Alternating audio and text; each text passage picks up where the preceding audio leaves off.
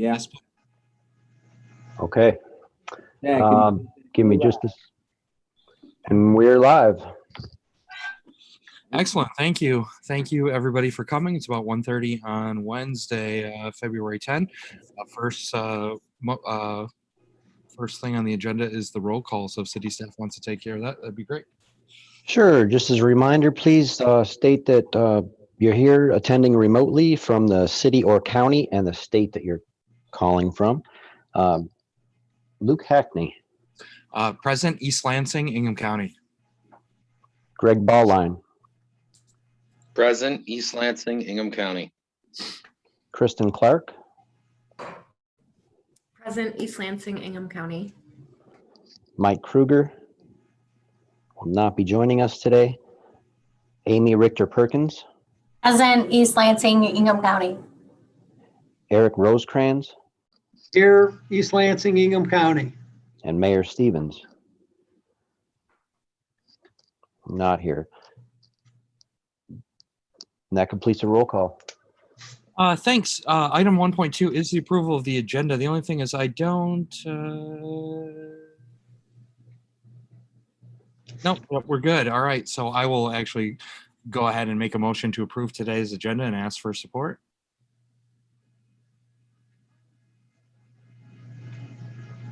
So moved. Okay. It's been supported by Eric. All in favor, say aye. Aye. Any opposed? Okay, motion carries. We can move on to communications from the audience. 2.1 is written communication. Chair, we have no written communications. Okay, we can move on to 2.2. Is there any communications from the audience today? Yes, Chair, we have one caller currently. Okay. So, a caller with the last three digits of 963. You'll be unmuted and given 5 minutes to speak. Caller 963, you've been asked to be unmuted. Pass. Thanks, Jed. Thank you. And that completes the callers, Chair. Okay, thank you so much. 2.3, communication from staff. Yeah, thanks, Chair. Just want to give you guys an update with the crowdfunding campaign, the Patronicity Public Spaces, Community Places. We have exceeded our goal of $50,000. I believe we're currently around $54,000.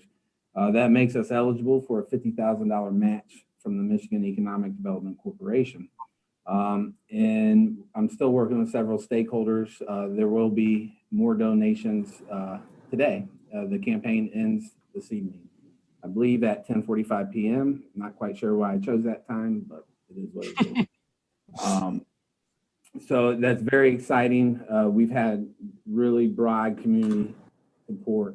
You know, the Bailey neighborhood, they donated $5,000. RHC donated $5,000. And just so many individuals from the East Lansing community have donated money towards the campaign. So we're very excited about that. We're very hopeful that the programming that we're going to continue to launch will have an impact.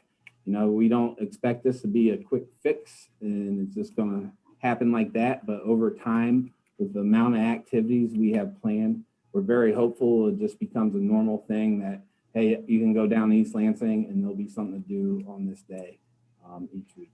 So we do have our first pop-up farmers market this Sunday, February 14th from 10 a.m. to 2 p.m. I believe we have 18 vendors signed up. And so we're very, very excited about that. And we have a lot of community interest. So we'll see how many people come down on Sunday to get pretty frozen with us. It will take a little extra effort to get out of the house on Sunday, but we'll make it work. Be there all masked up. What's that? Said it's the mask will function in two ways, right? Exactly. I've noticed that as well. It's a little bit of Luke and I grow beards not only for the look but also for the warmth. Masks work the same way. 100%. 100%. I'll continue to work on mine. I'll get there and hopefully another 10, 20. But I have some catching up. And that's really all the communications from staff. Okay, thank you. Does anybody have any questions for staff? All right, hearing none, we'll move on. That might be right back to you. 3.1, future business support programming discussion. Yes, sir. Thanks, Chair. So if you recall, at the DDA board meeting in January, during its staff communications, I'd mentioned that, we're still evaluating future business support programming and asked for some input on what that may look like. We received input at the DDA meeting about, exploring maybe another round of grants. So we're still doing that. But, this is on the agenda because I wanted to continue that discussion and get input from this committee on what that may look like. We're considering several options, a typical we know you need the monies for A, B, and C, and making, grant monies available for the businesses. Or we're thinking of something along the lines of, trying to get the best bang for a buck, but realizing that there's a significant need right now. So how can we do that? And what we're kind of evaluating right now is maybe the concept of an adaptation grant, if you will. Still working on the naming convention of that. But essentially providing grant monies to the businesses that have in the recent past due to COVID had to modify their operations, upgrade their POS system, their marketing, whatever that may look like. We don't have the exact line items identified yet. Whether they've done that in the recent past or they want to request monies to do that now. That's one concept that we're exploring. So just wanted your input on that. Adam, can I start with what sort of budget are we looking at? Yeah, that's a great question. We're still narrowing that down. My understanding is, and again, I got to dive into the budget a little more. I think we're sitting around 50 to 60,000 still in the business support program line item. But I will have a more accurate number for you as soon as possible. But it's in that ballpark. Is this money that we allocated for that at the beginning of the quarter, or Yes, sir. And we carried it over from fiscal year 20. Okay. Yeah, I don't know. I'll just start to kind of reiterate my kind of controversial stance on this. I kind of thought it was completely mishandled by us in last year. I didn't think it was necessarily a fair grant. I think that when you're talking about everybody's money, that the pool should probably go back to everyone. So I mean, if there was another grant, I think I would still be in favor of giving to everyone that was eligible. They fill it out, they meet the eligibility requirements, however, whatever the total ends up being. I think that is a much more fair scenario than kind of how we did it in the past. Okay, if I'm understanding correctly, what you're saying is figure out a strategy to provide the monies to larger portion of the businesses? Is that? Yeah, I honestly thought it should have gone to like everyone or no one in the DDA district the first time, that we should have either spent it in a different way or, Okay. Yeah, that's great feedback. It's one thing that we're spinning our wheels on. How do we, if we continue down this path, how do we do it fairly and reach every business? And the thing is, it might be it'll be less money per person, but it probably won't make or break any. I mean, we have to remember that the grant that we doled out, while I'm sure it was helpful, was still not life-changing by any stretch of the imagination. Yeah, just out there talking with the businesses and trying to get their input, and through the conversations, it's like, well, yeah, could probably use. I've already made this update, right? And this update only costs about $1,200, but this only costs $400. It all adds up. It's all unexpected expenditures that these businesses have to make to adapt to these times.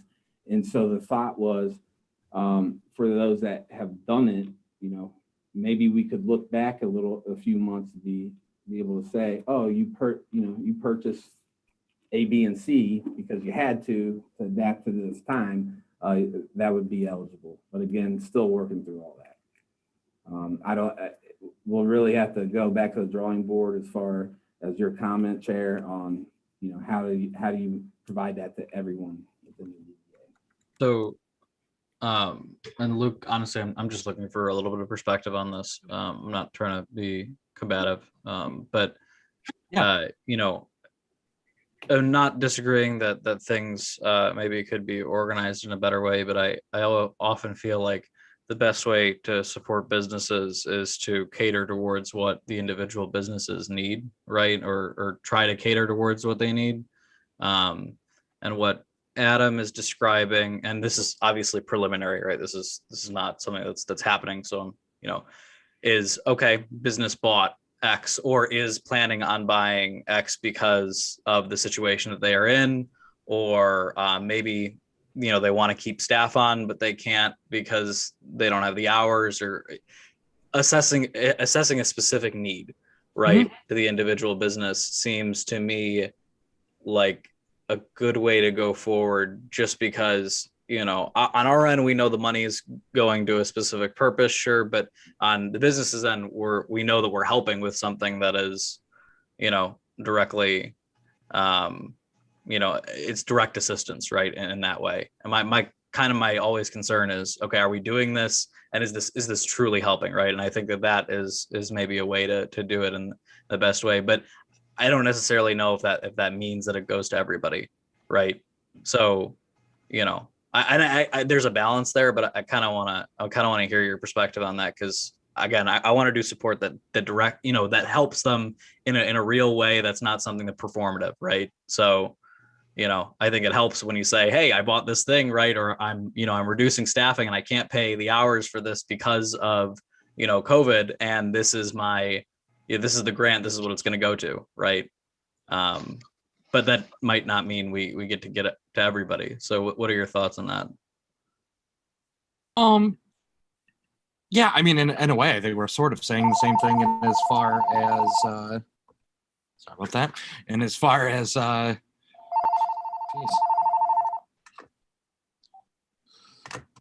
You know, like the easiest way, I mean, the biggest thing you can do to help. Yeah, I'm just popular. They're not taking me. You are a pretty popular guy.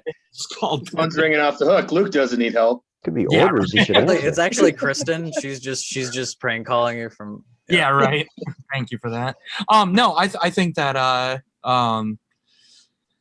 you know, the easiest way to help businesses is to just give them the money and let them decide how to spend it. I mean, Mayor Stevens, Yeah. I guess in response to your comment, I kind of agree with you wholeheartedly. I kind of feel like, you know, I think we can agree that it should go back to businesses. I like the idea of targeting it towards it. I mean, I think that we've seen on a national level a PPP program that's put in place for employees, for employee retention, to keep people from becoming unemployed. And, you know, I don't think that's a bad use of it to be used for employee wages. And I think that's something that everybody could use. I don't pretend to think that, does everybody qualify? I don't know. Yeah, and I mean that's kind of what I was asking Luke, because I do agree with the concept, right? Is that every business is struggling, right? This isn't a you know, one business was really affected by COVID, everybody else is okay. So I get it. I do. I just with limited amounts of funds, how do you help the most people in the most impactful way, right? How do you make the most impact? And wages is of course an example that I gave, but there are a lot of other things that the businesses have done, like improvements on their actual establishment to make it COVID safe. I mean, you know, that stuff costs money, and a lot of these businesses invested significantly in that to make sure that they, you know, their customers knew, hey, this is a safe place to come. Or extra advertisement, or, you know, extra marketing, or fees, maybe even to third-party providers like Grubhub, or, you know, there's a lot of things that folks did. And I guess balancing wanting to help everyone with wanting to make the most impact that we can is where my head is. And I don't know the answer for it. I think that's the constant question, but that's just kind of why I wanted a little bit more perspective. sure. I mean, I'm trying to take in consideration some of the feedback we received. I remember we got a letter from I want to say Mr. Volhakis, Paul Volhakis, saying that he thought it should be kind of divvied out a little bit more fairly. I know that some of the some of the people I talked to weren't applying for it because they kind of didn't like some of the stipulations on it, and that it was, that essentially you're taking everybody who's put money into the DDA, and then you're only giving it to a Yeah, that's fraction fair. of people. Yeah. I think that's where that's my biggest problem with it is, I guess you're taking, everybody is eligible, but only 20% will get it, I mean, and of course we'd have to run the numbers and really see how much, what we could give everyone if it was everyone that was eligible, like what that would actually look like. I'm not really sure. One of my biggest complaints has always been that we don't seem to know how many people are in the DDA district. No, I mean, that's a fair point and point well taken. I don't necessarily know what the best balance of that is. So. It's a hard one. And then also there's a part of me that's maybe we should sit on this for a little bit and see where things are at. See where, is just giving away $60,000 in a month is that going to keep businesses open? Right. Is it, Adam? Yeah, and so we've been undergoing a significant data collection effort, which I anticipate will be ongoing for quite some time. We're up to 193 businesses in the DDA, and so right now we're checking all our data 3 times, 4 times to make sure we've captured everybody. I also wanted to say, back to the PLACE project, that was how staff came up with how do we have the greatest impact for everybody, right? And so that was part of that indirect assistance. But yeah, we're just considering this direct financial assistance, and all the questions you guys are raising and concerns that's everything we've been going through as well, trying to figure this out. So it's challenging and a very complex situation. So based on that, if there's 193 in there, this is just a grant per person for $300. Yeah, 328 by my estimation. But Heather, you had something? Yeah, I just wanted to clarify. So when we did the first 2 original grants, the only stipulation was that any business that was eligible to receive a grant, it's just that you had to be current pre-COVID. We gave a date of March 13th saying that if you had outstanding, items before that date due to the city, you weren't eligible, whether it was, taxes, back taxes or something along those lines, or water bill from like a year ago. But that was it. That was the only stipulation, is that, and there were businesses, in May that received grants. Unfortunately, they were behind on their water bill at that time because of COVID.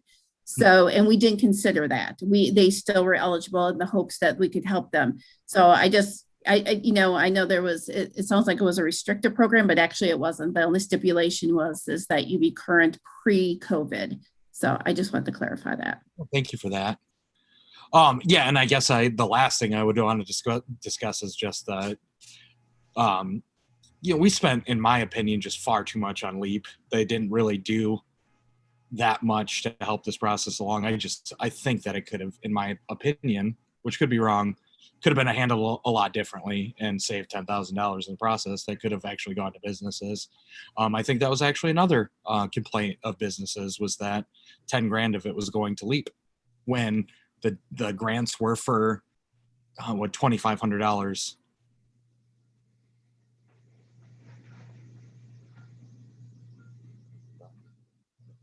Adam. Thank you, Chair. Yeah, and try to get us back on track with this program, which I'm not disregarding the past programs. We certainly got to continue to evaluate how we can improve moving forward, right? What we can do differently, but in my opinion, to have the greatest impact, if we go down this route with grant monies, is something along the lines, and it doesn't have to be this, but this is my example, is that adaptation to help them adapt to these times to generate revenue, right? Otherwise, like you're saying, you give $1,000, the need far outweighs $1,000 for any business, right? And it just goes out the door, basically. Not out the door, it helps, but how can we have the greatest impact with limited resources? And in my opinion, it's something to the extent of helping businesses adapt to this current situation. Just wanted to give my 2 cents on that. Oh, I mean, that's interesting. I agree with you maybe in theory, but I just have no idea. I mean, it's almost up to every individual to business to decide, and they all have different needs.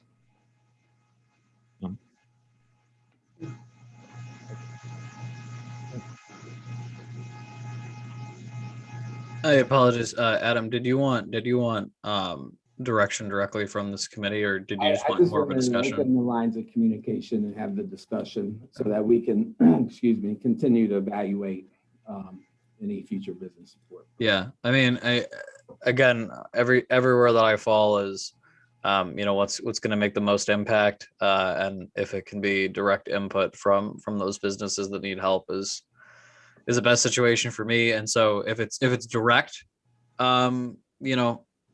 assistance, right, rather than programming and indirect assistance, then my opinion is I like your idea of if you did something to adapt to COVID, or if there were extra costs that were associated, I would, in my own opinion, I would include, like, when you say extra costs, like costs that you might not be able to cover, right, due to COVID as well, under that vein. And I think that a lot of businesses had to end up, restaurants specifically had to adapt to, online modes, where they have to pay, some fees for that as well. And I think that some of the other businesses, especially some of our retailers, really wanted to keep folks on, folks been working there for years, right? Wages that, they might not have a grant that they can apply for anywhere else, because it's, either it's as Luke described, either it's a grant that says, here's the money, do with it what you will, or it's specific things. So I think that, you widen that scope and you just assess what the need is. So that's my. Thank you. Yeah, I'm almost curious, going off of that, Mayor Stevens, how is there any way to kind of see what people need? I mean, would there be a way to, first come, first serve basis? I think we've done stuff like that in the past with advertising dollars, where people could submit applications, how much money they spent on something, and maybe there's a money limit how much we could actually give somebody, but serve people up to $65,000, whichever one you said, that way. I don't know. I don't know if that's completely impractical, but I imagine a scenario where, we're getting like an application from say like a Crunchies, and Mike is like, this is I had to spend $500 to do this, and we're like, great, $500.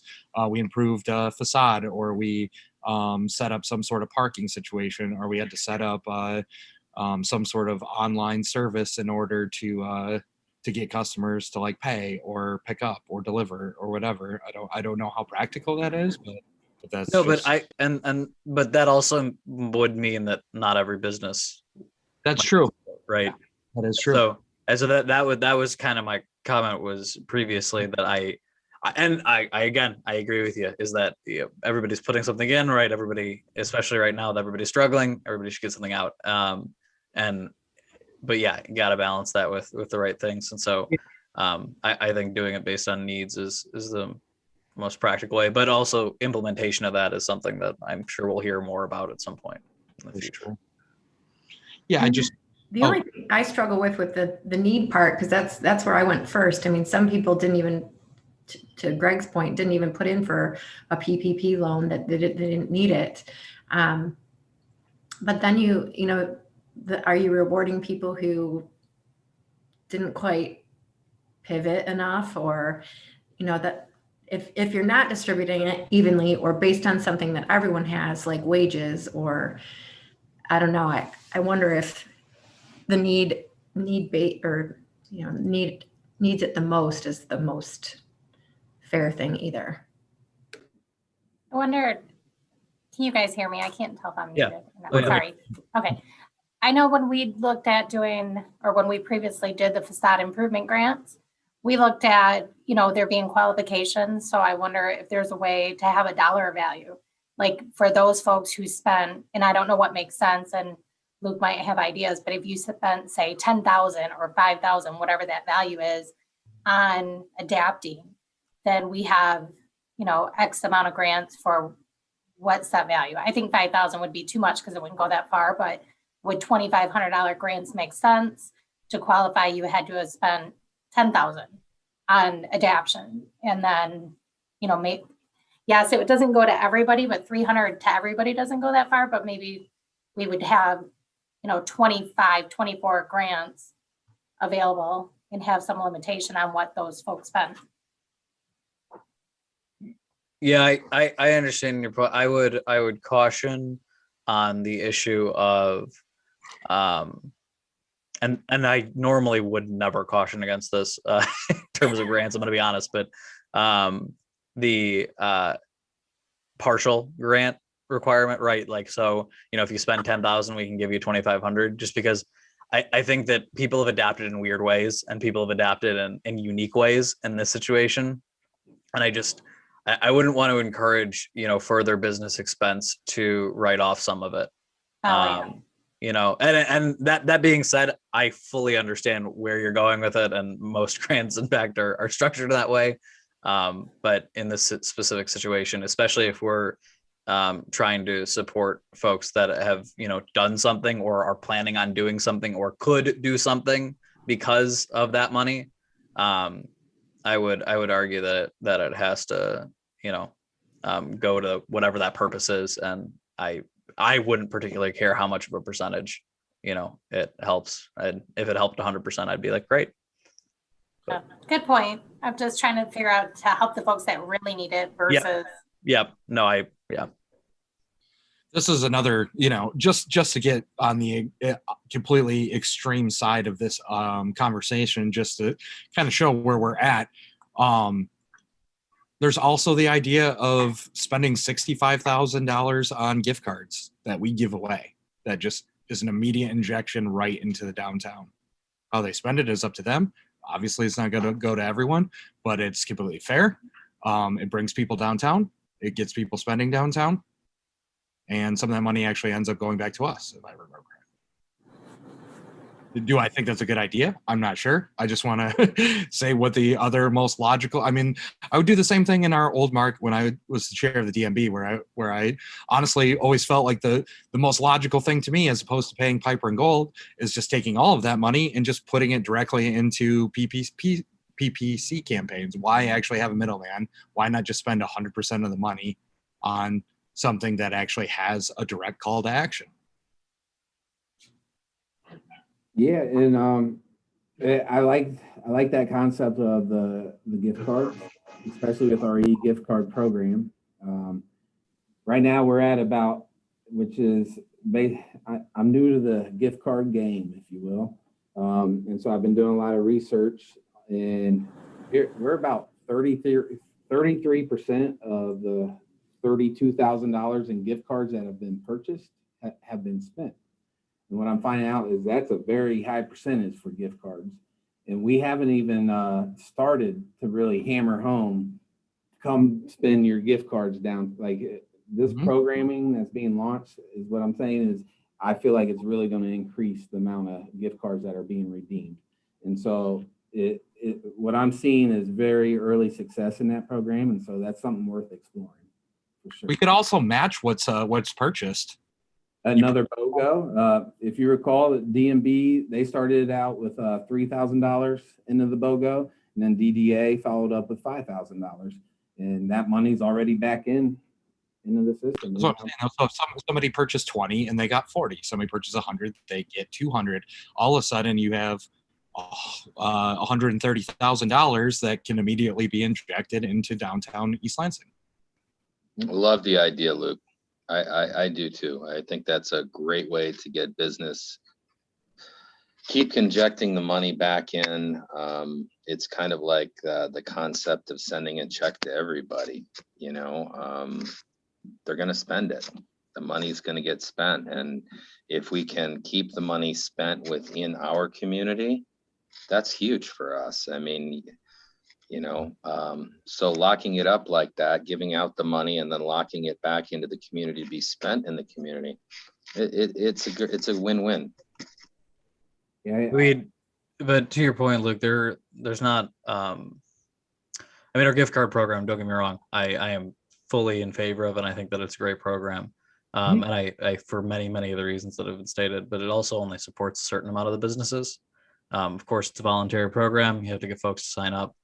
You know, notwithstanding the fact that if any businesses are listening, you can still sign up now and, you know, welcome you with open arms. Absolutely. But I also want to be cognizant of that too. Yeah, absolutely. And that was something I was thinking about as I was saying. And I agree, voluntary. I mean, there's nothing to stop any single business from signing up for this, as far as I'm aware. no, it's open to every business within the DDA. I would recommend, signed up? it. I'm sorry, go ahead. How many are currently signed up? I know it's been a moving target, but not Yeah, 193. No, but 193 also does represent a lot of people. I mean, I share office building with 5 people that probably would qualify for grants, but aren't. I mean, it's just them sitting in an office. I mean, they run their own small boutique, whatever, you know. But again, they could qualify for this. You know, I signed up for it, even though I don't. 193 also does represent a lot of people. I mean, I share office. Yeah, getting a little feedback there, but so yeah, it just seems like maybe the most fair scenario. Could we get an answer to Kristen's question? Sorry. I think he's still looking it up. Oh, okay. My bad. I didn't mean to put you on the spot. I was just filling time. I saw I'm looking for this desperately face. Yeah, that's my bad. If only 33% of the money is being currently spent, is that getting it into the hands of the businesses quickly enough? Or Yeah. is there, I'm so sorry to interrupt them. no, I just didn't know if there was a way to, I don't want to expire it, but I want to get people to spend the rest of that money. Yeah, so we put an expiration on the BOGOs that we ran in December for July 1st. We went through the BOGO campaign within 3 weeks. So they purchased them. Now it's a matter of getting folks to redeem them.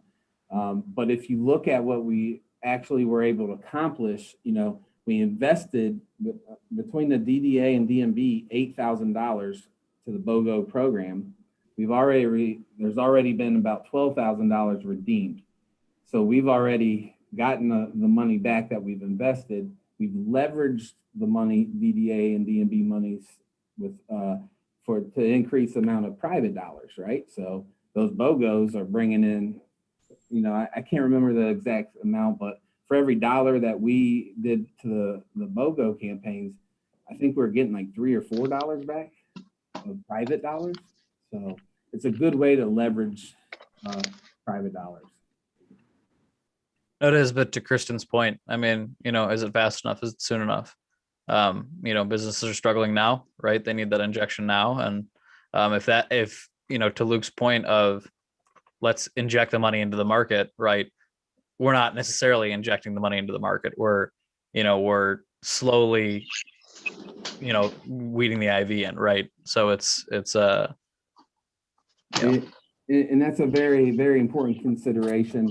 The thing that I like about it though is it might not be all coming now, and the need is now, I get it, but it provides that long-term opportunity for revenue streams, right? Instead of just $1,000 grant and it, you know, it's gone because you need to spend that now.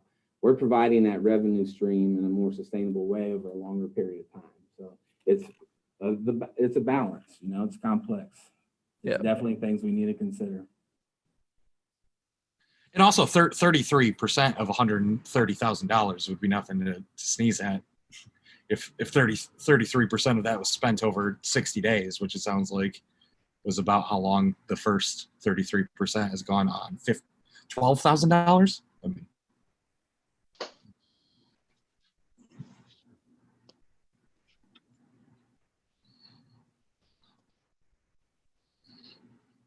All right, so I misspoke. So $31,865 in gift cards have been purchased. $10,259 have been redeemed. And so that's about 33%, almost there. And then I'm getting that vendor list for you, Chris, in 1 second.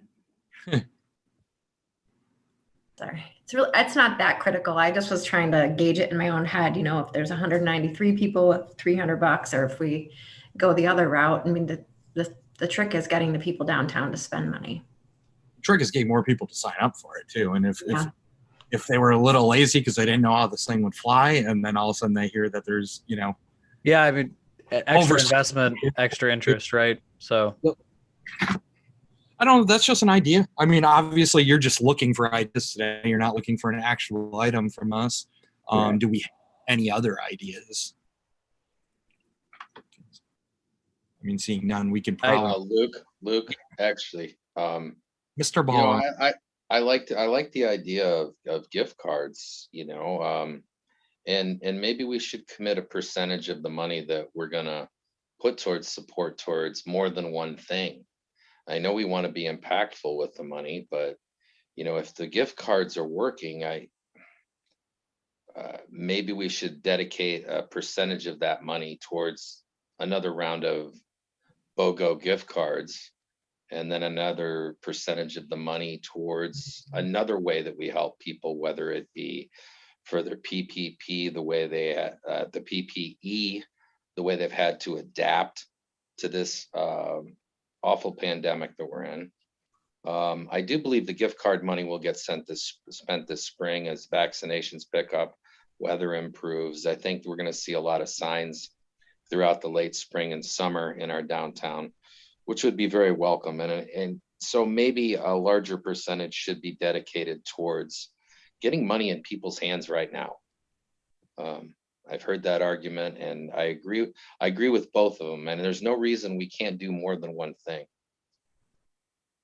So could I ask Amy maybe to expand a little bit more on her points on the needs assistant grants? Just I might have honestly cut her off, and I wanted to make sure that heard everything that she had on points.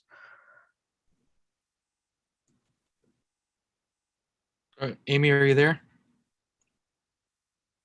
Sorry. These three screens, getting the mouse over to the right unmute screen. I apologize.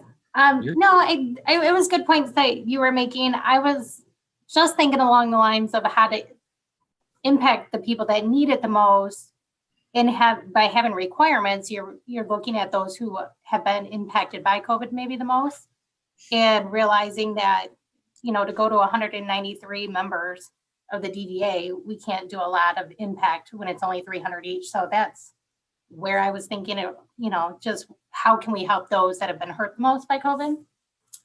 And then to the newest point on the gift card program, unless I was misunderstanding, but if you purchase gift cards from the 193 businesses, doesn't that immediately infuse cash to them? Even whether somebody redeems it or not, or is that not how you purchase them? No, that's not how it works. So think of it. So I gift you, Amy, a $100 e-gift card. That money is sitting in a third-party vendor, right? Kind of bank account, if you will. And so it doesn't go back to the businesses until it's redeemed.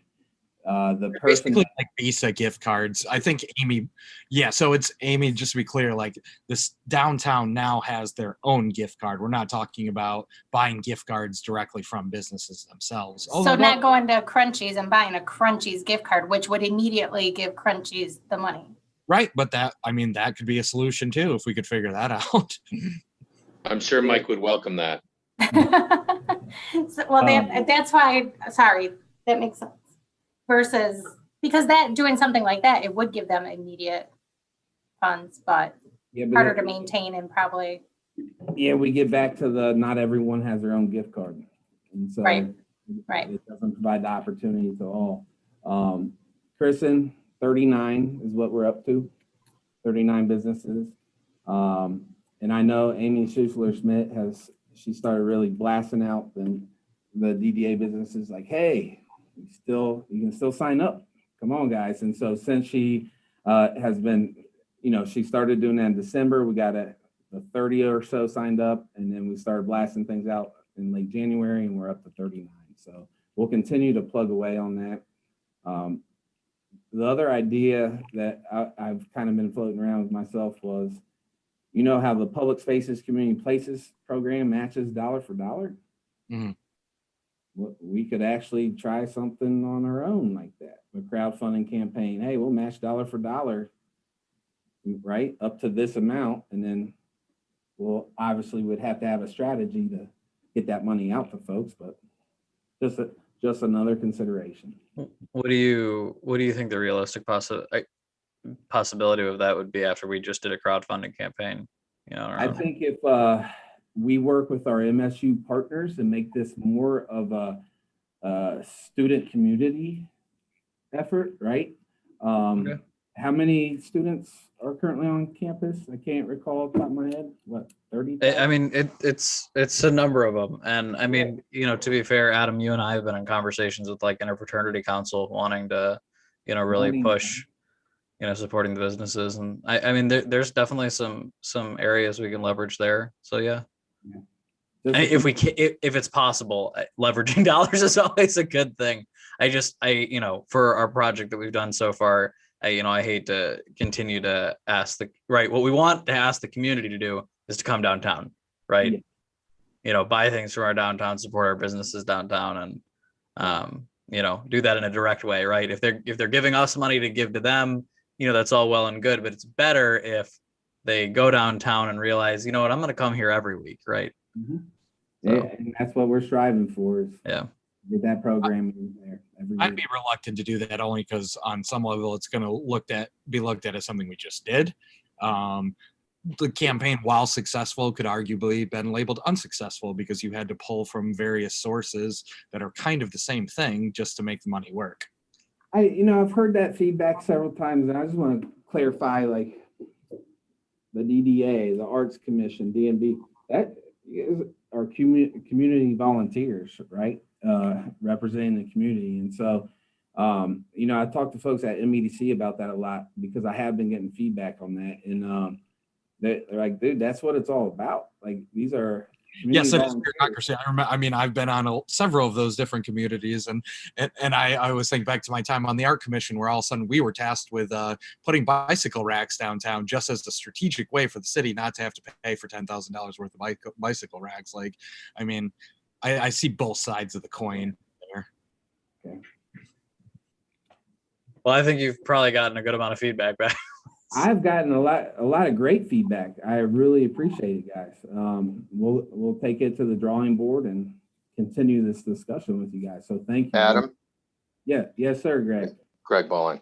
Listen, one more thing that I kind of popped into my mind, and kind of in the interest of fairness. I mean, it's nice. It'd be nice to see the gift card thing continue for a percentage of it. But it probably isn't fair to a lot of people that really don't have the capability of taking a gift card, or their business is not gift cardable, so to speak, that's really going to draw business to the downtown. What if we did some sort of rental assistance program for them to help them, to pay rent, or, do something that is equitable to all the businesses within the DDA? If they're a business that really doesn't, the gift card isn't applicable to their business model, if that makes sense. They're a professional that has office space in the downtown, maybe in the Marriott, and, provide some sort of thing that helps to cover rents during this time frame. I don't know. I'm just thinking out loud of a fair way the fairest way to distribute the money. Yeah, no, I appreciate the feedback.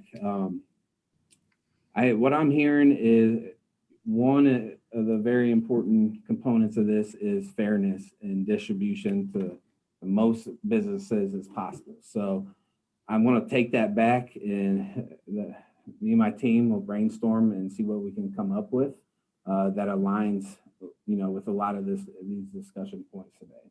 I think it was all great feedback. And Greg, yeah, when you first started that comment just now, I was like, well, yeah, basically, if you can accept a credit card, you can have an e-gift card. But you're right, I'm not going to use an e-gift card, to pay my lawyer or whatever, So I totally understand that as well. But you could, if you were handed $100 gift card, you could. I just want to make it fair to everybody. That's all. Oh, yeah, Yeah, I agree, Greg. I mean, that's what this is all about. Absolutely. Hey, Adam, has there been any surveys to the DDA businesses Yeah, just to find out if they've been impacted by COVID or? yeah. Well, I believe prior to me coming on board in June, there was a big effort, and then there was another effort, over the summer, and another one in the fall. What we're finding is, business owners are being bombarded right now with requests for this, requests for that. Their focus is obviously in survival, and so I'm not seeing as much success, is what I'm trying to say. Yeah. Response rates. So we've been out there. Every time I come to City Hall, I make it a point to walk a few blocks and stop in and talk to folks. And so I've been getting that kind of feedback. I know it's not, clear data, objective data that you can see, but we're doing everything we can to solicit that feedback in any way that accommodates the business owners. So to your point, Amy, yes, I would love to have survey data. Yes. No, I just didn't know if you had already done that, if we knew that, not all businesses are impacted. Everybody's impacted in some way, but some more than others. So if we had an idea where the hurt lies the most, and then we could help those folks the most. But.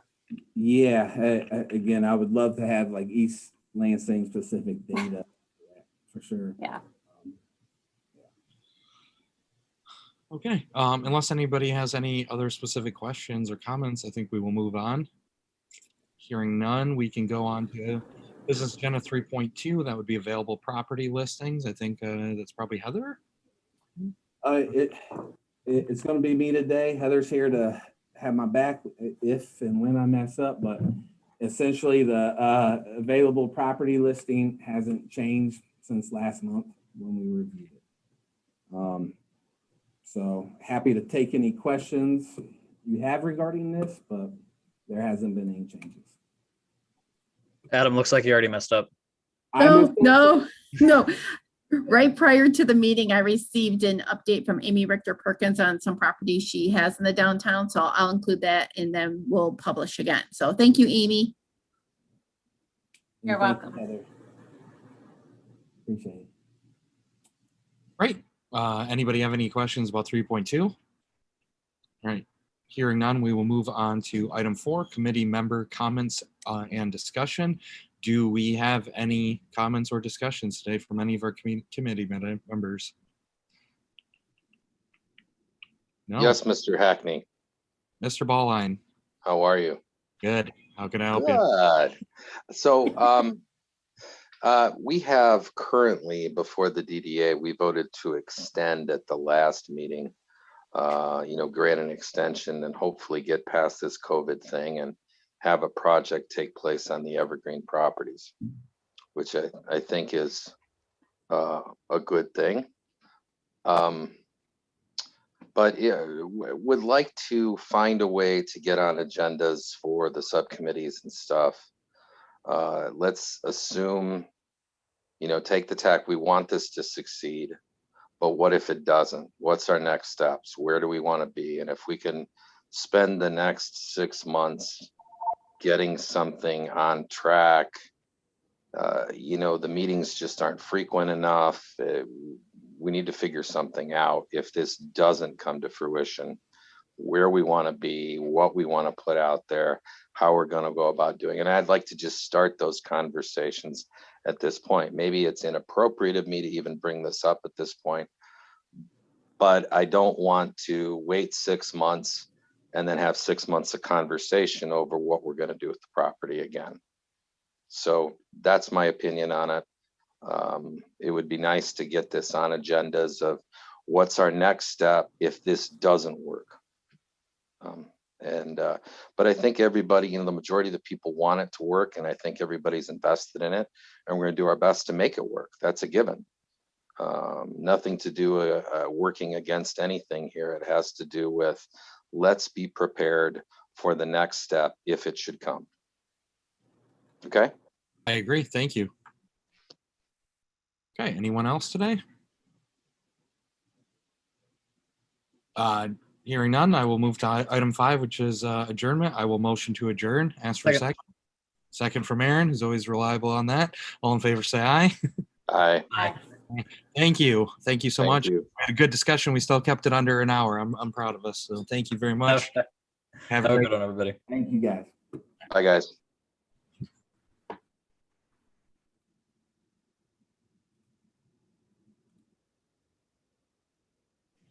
Adam, you need anything from me?